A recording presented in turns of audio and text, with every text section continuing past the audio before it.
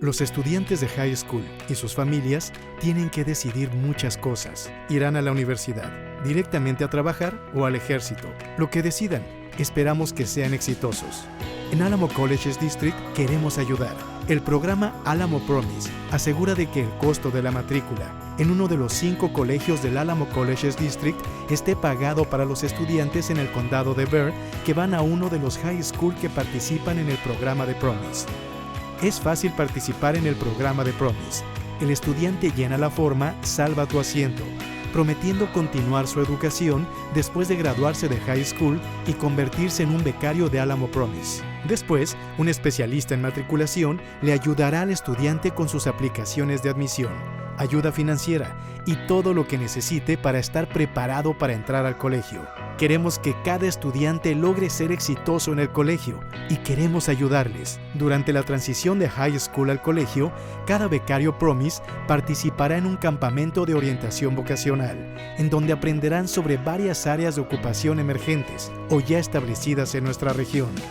Y los estudiantes que necesitan un poco más de ayuda para prepararse para el colegio participarán en una sesión de verano, donde obtendrán conocimiento y habilidades para que logren ser exitosos. En la orientación de estudiantes nuevos, los becarios Promise conocerán a su asesor, se registrarán y tendrán una vista previa de la experiencia colegial para asegurar que sepan cómo navegar el campus y el camino a su futuro. Reconocemos que no todos los estudiantes comienzan en el mismo lugar, pero todos merecen la oportunidad de alcanzar su potencial.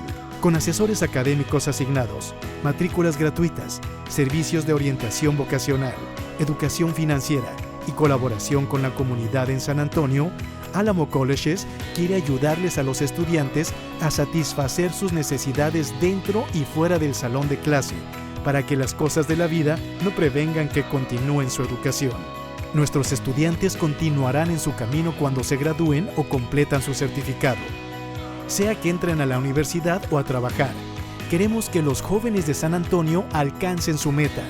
Cuando reciben una educación de primera clase, empiezan con una base estable y podrán crear un futuro para ellos y sus familias. Nuestra comunidad necesita una fuerza laboral con buena educación para que enfrenten las oportunidades de este siglo. Sabemos que todos los jóvenes de San Antonio tienen oportunidades y queremos ayudarles a realizar sus sueños.